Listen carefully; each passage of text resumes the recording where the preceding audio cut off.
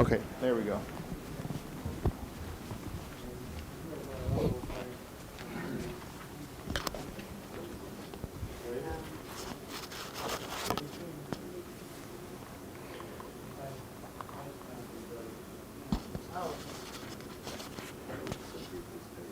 Okay, well, you guys can hear me. Yes. First of all, nice to see the Burks here today. What a blessing. Jay, you want to start us off in prayer?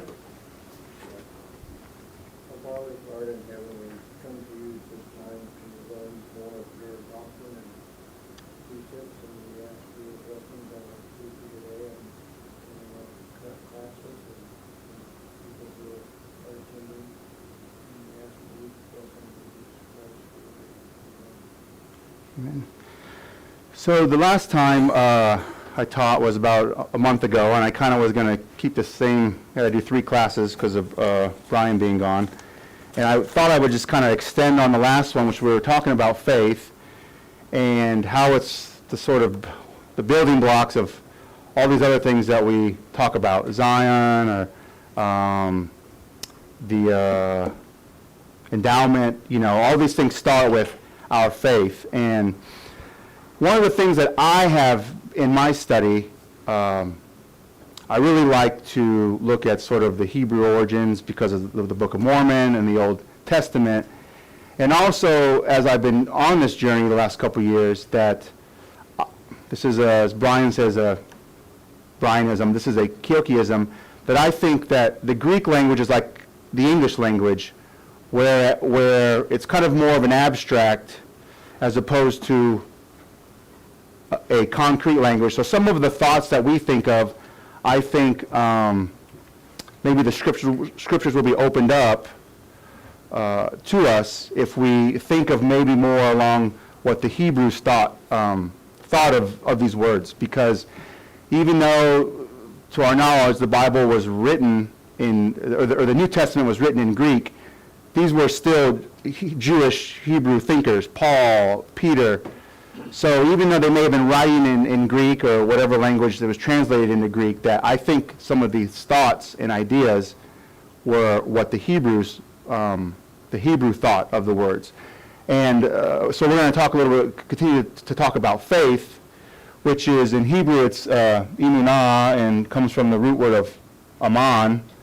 And I'm not a Hebrew expert at all. I'm just going off what these I found on the Hebrew scholar websites. But one of the big things that the Hebrews, the Hebrew language experts think is that we think of a belief or faith as sort of faith on something, or like we believe Christ came, and as I've said, and he's came to redeem us in those things. But the Hebrew word in faith and belief was more of a belief in this constant belief, this in God and in His promises, and that's why the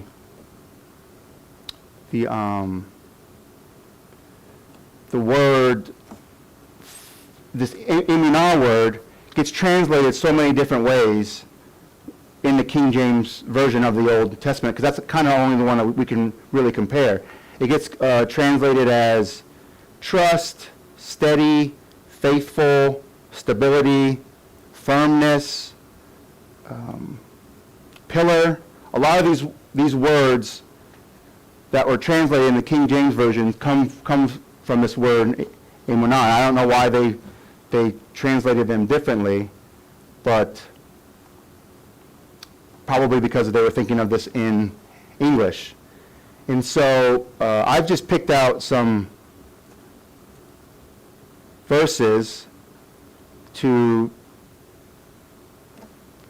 talk about. Well, I guess let me back up and pick up where we talked about at the end. Was all these verses in the Book of Mormon that I had this long list of just the power of faith and how it affects our prayers. And I guess let's just have everyone, so we can start getting involved. Will somebody go to Enos 1:24?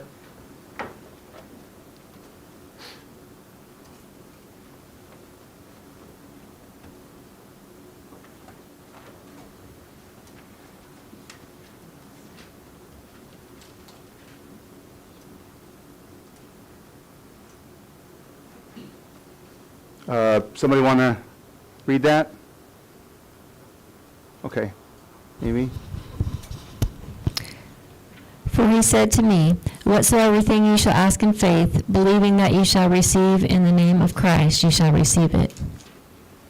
This is a popular verse, and actually I have 1, 2, 3, 4, 5, 6 different times in the Book of Mormon. There's some version of that. You know, I'll read Mosiah 2:36. And now, if God who hath created you, on whom you are dependent for your lives, and for all that ye have and are, doth grant unto you whatsoever ye ask, that is right, in faith believing that ye shall receive, O then, how had ye ought to impart of the substance that ye have one to another?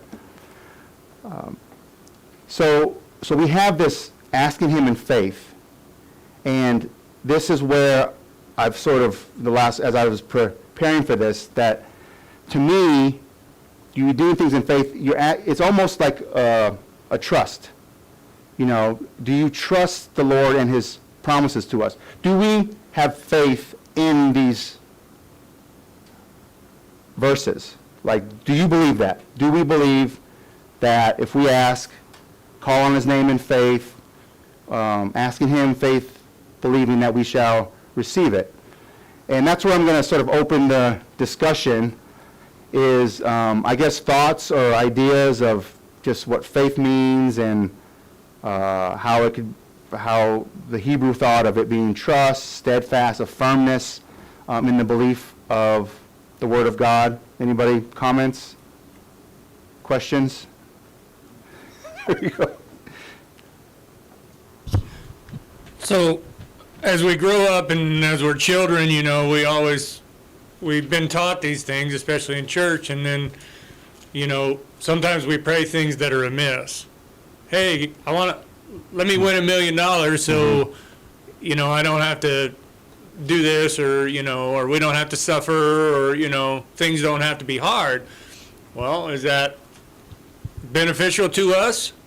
That we would have $1 million or not, you know, and then we realize, well, I prayed and I didn't receive it.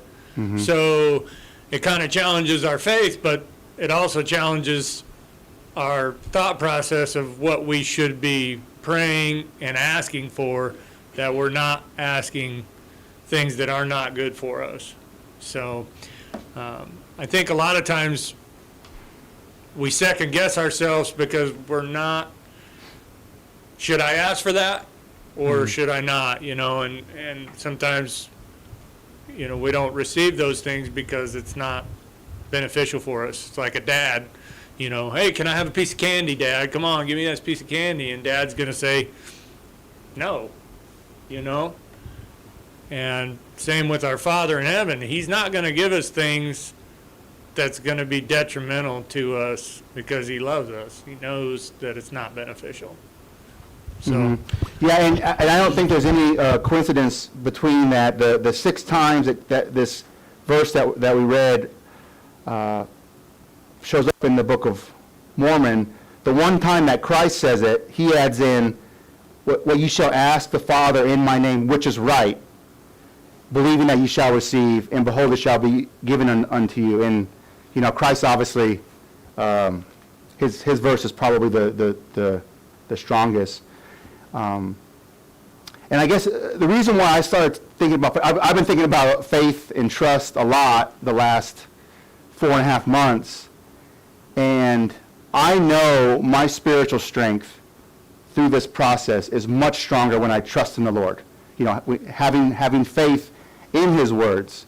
And, you know, like I said, there's lots of testimonies that I have through this, and which is what got me, you know, what do I want to talk about that I'm going through, that I'm learning, that I could impart, you know, on you guys. And it really is this faith and this trust, trusting our Lord, because anything in life, it's all we have. I mean, it's, Steve had his surgery last week. There's nothing Steve could have done through his heart surgery but have trust in the Lord that the surgeon is going to be, skillful in these things. And when we're going through our trials and tribulations, which we're all going to go through, I know everybody in here has gone through one in their life, that really all we can really do is rely and trust upon on the Lord. Let me see what was going on here. Dennis, did you have a thought? No. Okay. Didn't seem that I did. No, yeah. No.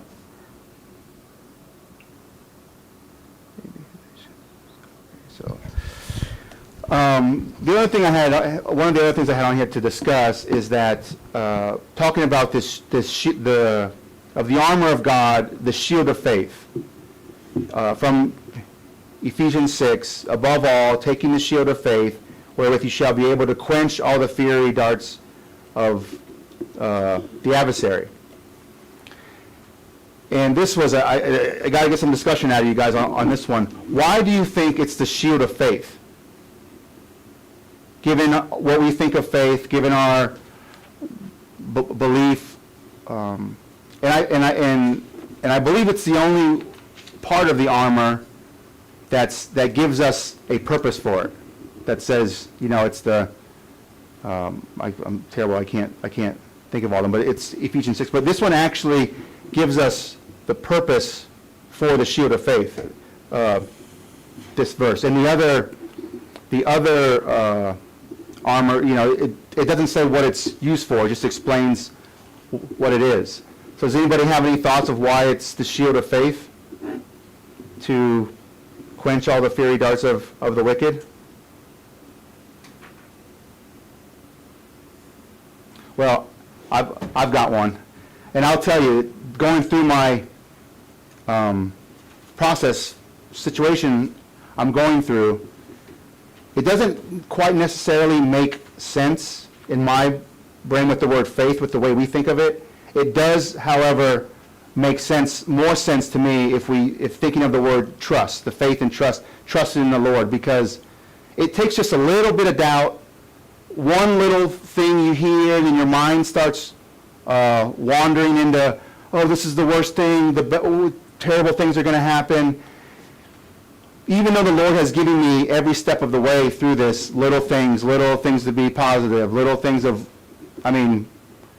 He'll give you He will give you the things to take away the doubt from your mind. We are the ones that start putting that doubt in our heads. And so, when I think of the shield of faith, or the shield of trust, of having the trust in the Lord, that's what it's done for me in the protecting of my spirit and my mind, in that it does block the fiery darts of the adversary, of getting in there and saying, 10 times out of 100 this could happen, and that means that's going to happen to you. And for example, I'll tell you something else. I don't know if you guys know that Kelsey from what branch did she go to? Well, she was having a cancer battle that she lost. Outreach branch. Mark knew her, and we've been praying for her. And her situation, God's working in her life, has nothing to do with our life, with what I'm going through, what Dennis is going through, what Sam and Kenny are going through. But when I saw that she passed away, unfortunately, we had been praying for her.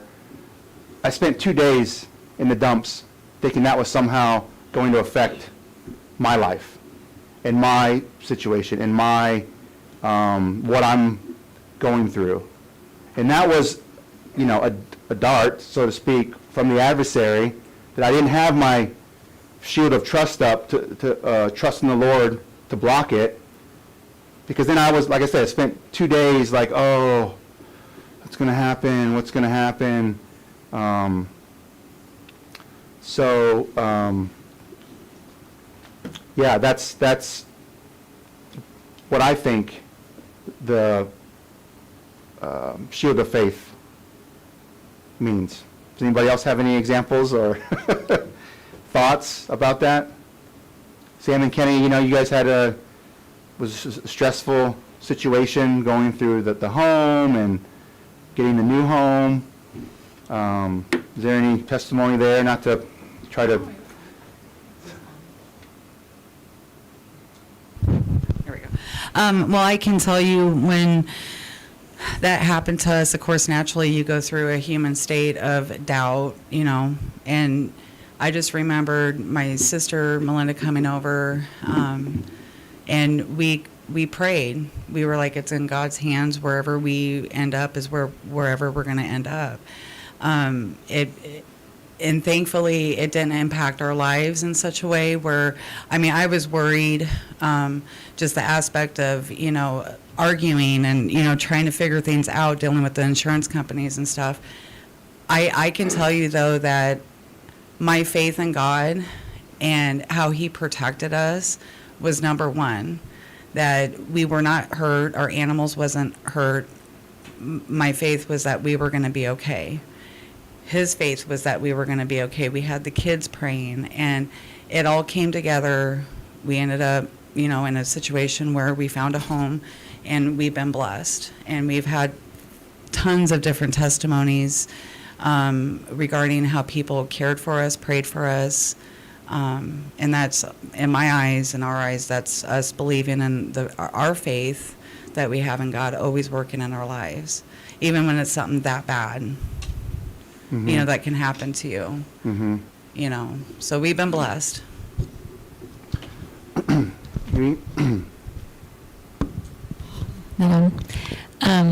I've always been taught in a lot of classes that I've been in, and it makes sense to me that that shield of faith covers your whole body and covers your main vital organs. And if you set down that shield, you're exposed. I mean, you still have all these other things, you know, this belt of righteousness and this feet shod with peace, and you have portions of this armor, but you're still susceptible without that shield of faith to really cover everything, because you could get behind, you know, that whole shield. Your body could fit behind. And so I think of that a lot of times spiritually, when we allow doubt or those things, temptations, whatever they are, to be exposed, that crushes us way more than anything else that we're affected by, I think. And so just like you said with people, Brian's mom is going through dealing with cancer, and your whole outlook, if you don't have faith, and even if it's a belief that God's going to, you know, just get you through, even if it's something you know is going to be detrimental in the end, just not being able to have that assurance that God's with you through it no matter what, can really change the course of how you progress or how you look at things, and then how you physically can heal. And so... Mm-hmm. And I guess one of the other things that I'll add is that, yes, that is a promise that He has for us. Some of these things, I will get you through it. But unless you know the scriptures, which I didn't, there's so many things that I've learned these last 4.5 months. And I'll go through, and it's a little passing verse where it's like, oh, it's like he's not only does He promise you the big stuff, He promises you every step of the way.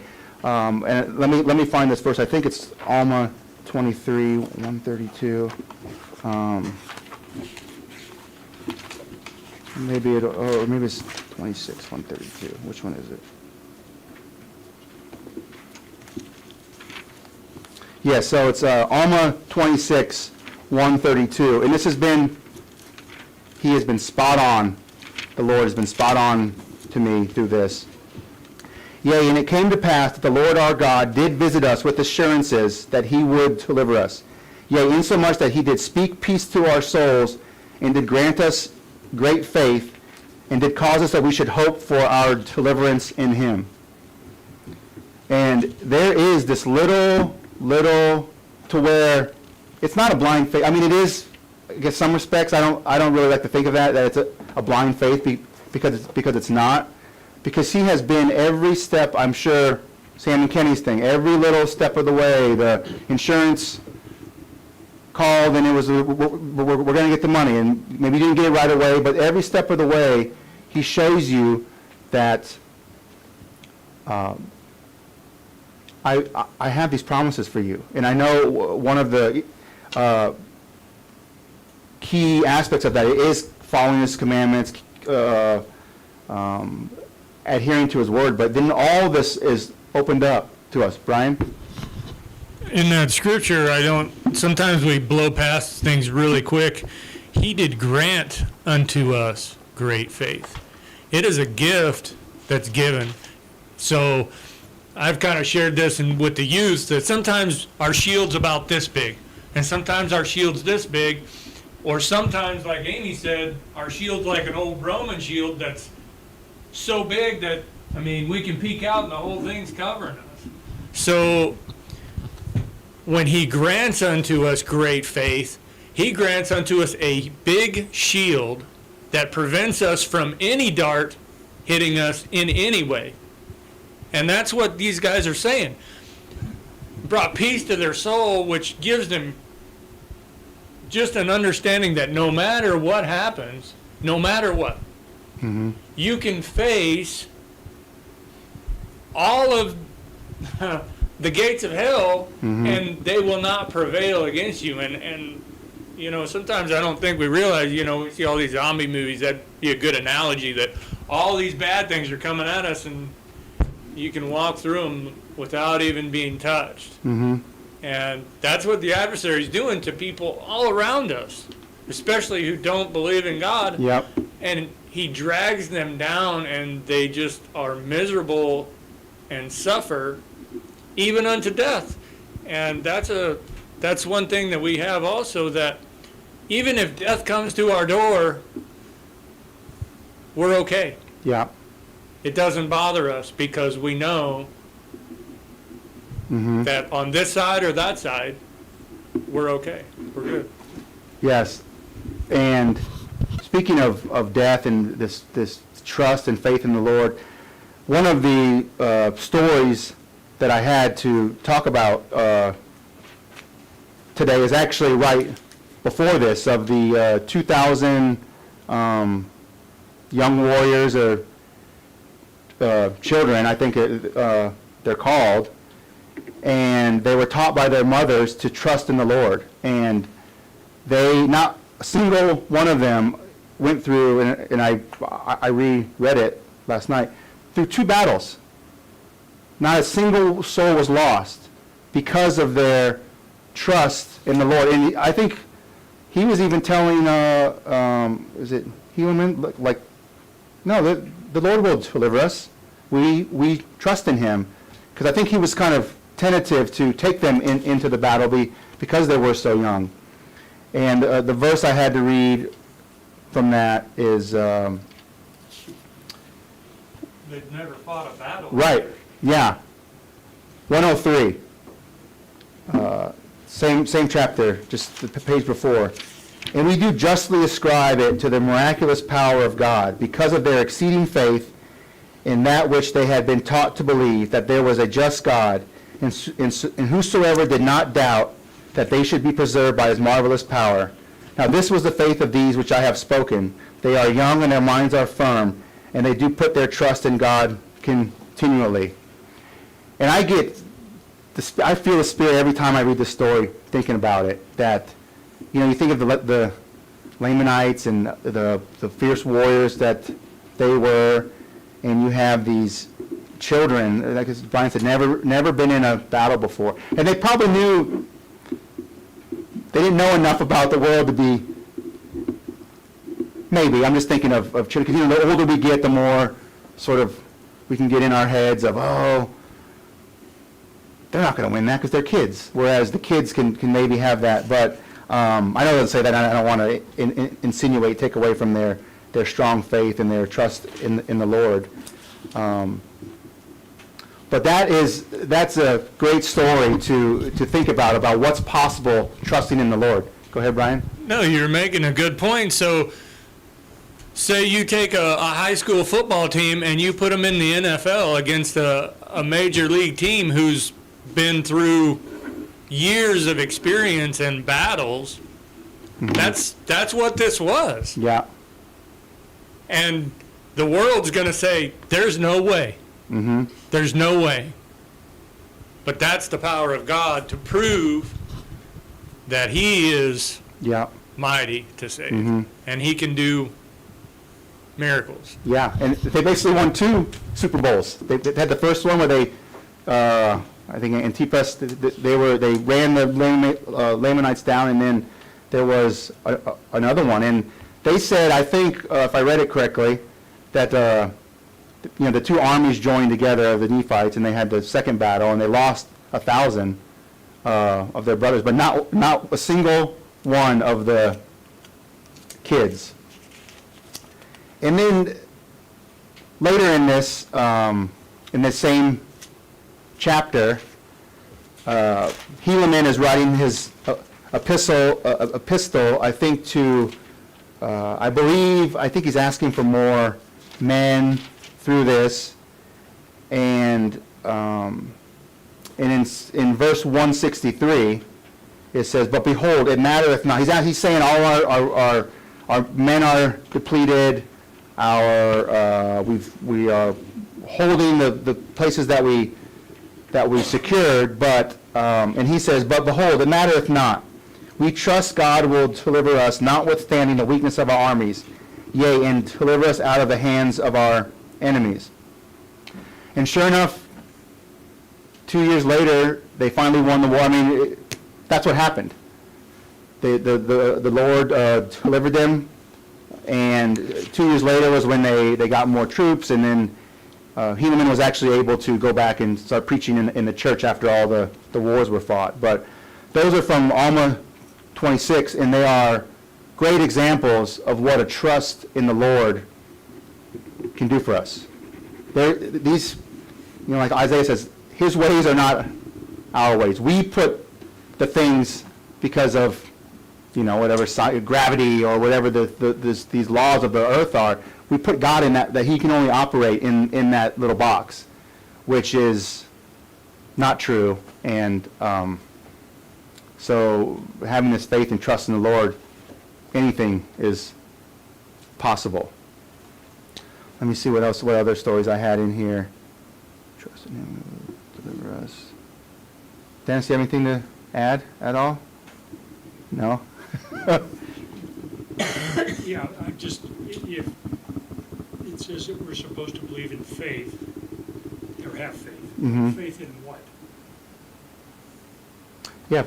Faith in, His Word, the Scriptures. well, you cited some examples that the young men had faith in the Lord that preserved them, but in other circumstances, people with equal faith weren't preserved physically; they were killed. So, what are we having faith in? Mm-hmm. And I think the answer is at the end of where was it? 132. 132 or 1. We should have hope for our deliverance in Him, Mm-hmm. and that doesn't mean a physical deliverance. Right. It's a spiritual deliverance. Mm-hmm. And in that exact thought, I've And that spent. goes back to the gospel. Yeah. Because there are lots of promises where he says, and it's like. I can't tell you how many hours I prayed for my brother, and Mm-hmm. he's dead. Mm-hmm. In fact, he doesn't exist anymore. Mhm. He's dust. So what? And I had faith. Yeah. I think the faith I had was that God's will would be done, and it was. And I learned, I'm trying to process it. And what I learned was that my brother Jim was going through, in his suffering, was going through a healing.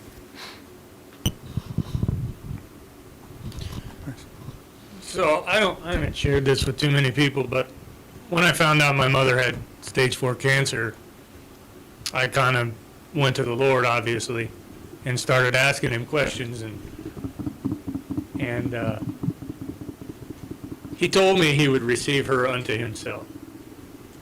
And of course, I asked, will you relent and remove the cancer? No answer. Mm-hmm. Why was I not satisfied with the first? Mm-hmm. That should be sufficient. But we always want what we want, Yep. because we're human. We always, well, I want her to be saved. I don't want her to suffer. I don't want this. I don't want that. Well, guess what? God knows what's best for each and every one of us. Mm-hmm. But we don't like the answers sometimes. And like I said, that first answer should have been sufficient. Mm-hmm. Can we ask? And things, maybe he may relent? Yes, because it's happened. We have examples where the king, I believe it was Hezekiah,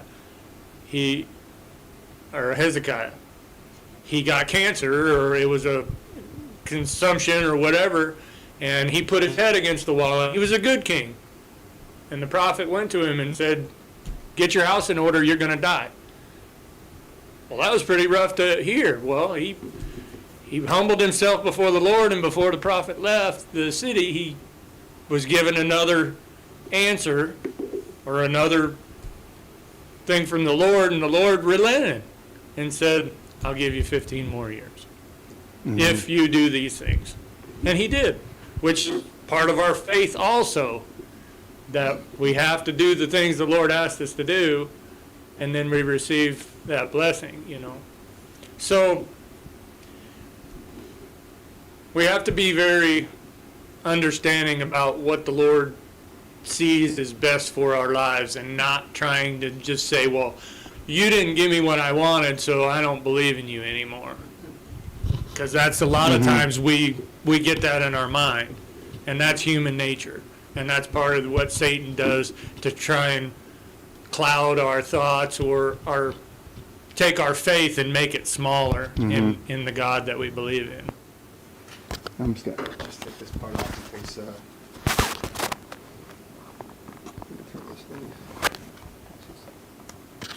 My attorney probably doesn't want me talking about any of this, but I couldn't tell you how many times the first month I said, "End this, please.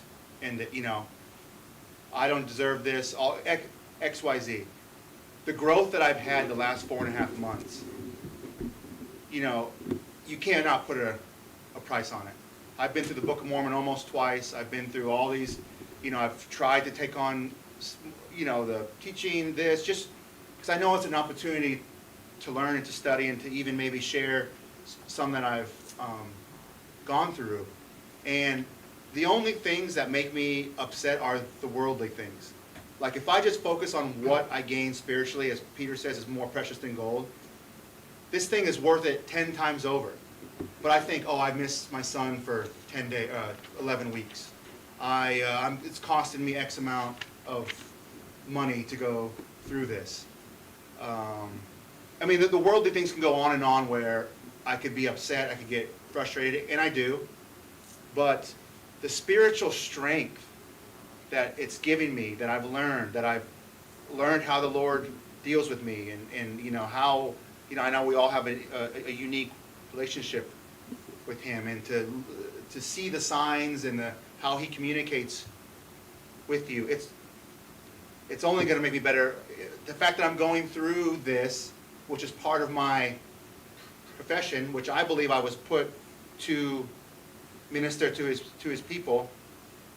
There's so many testimonies I have of going to make me a better attorney, going to make me a better man, a stronger leader, a stronger servant for him up here, because I think sometimes in a fight you got to get punched in the mouth to sort of get that fire back, and that's what had happened, you know, to me. And so it is. The Lord knows. Like, I want it over tomorrow. but I keep learning things. I keep, you know, and next is probably I gotta have a, you know, to love the bad actors that I consider as much as I love you guys. I'm not quite there yet.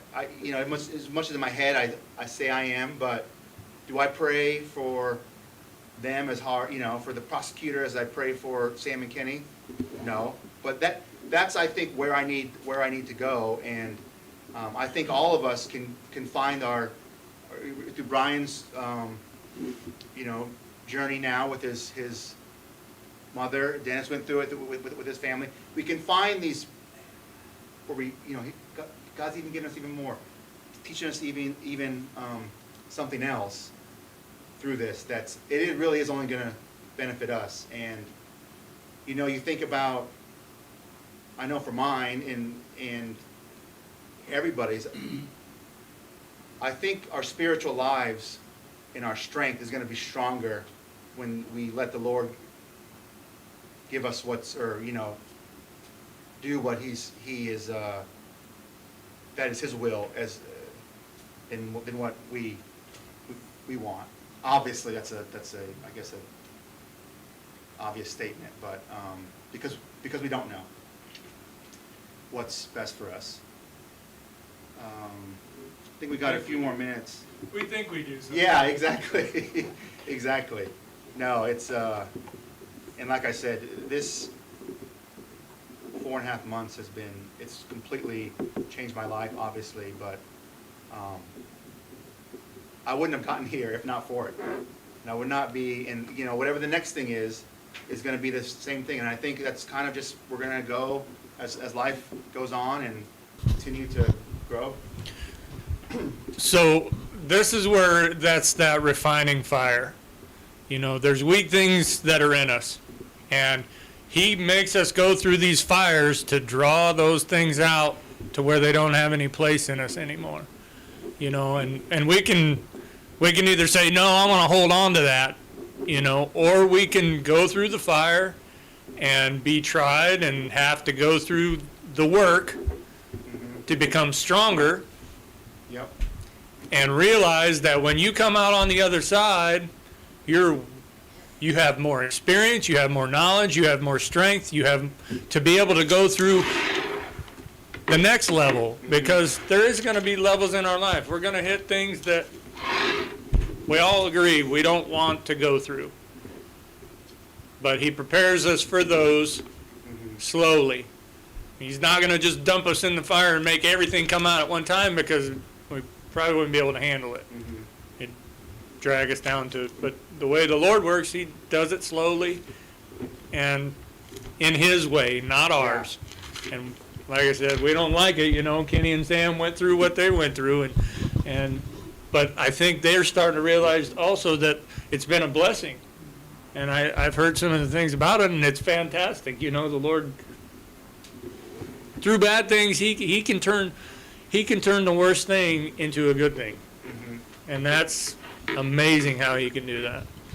And it's like anything in life, spiritual or temporal. We don't grow unless it's something like this. As much as we'd like to say, oh, I would have been in there anyways, and searching out his scriptures and searching out, you know, some selfishly, like to make myself feel better, like what are the problems, you know, those kind of things.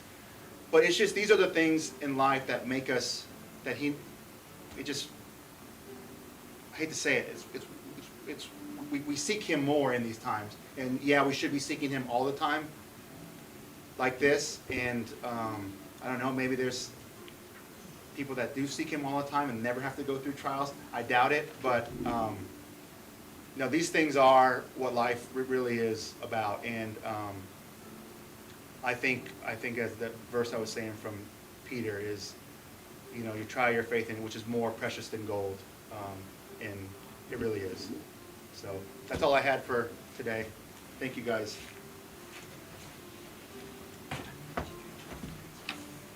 Dennis, did I say too much prior? That my attorney would be upset? Mine. Okay, I don't know. She said I got a big I mouth. didn't hear Okay. I didn't hear his state secrets. I don't want them to say, oh, he's doing so great, and then they post on there, he's a psychopath.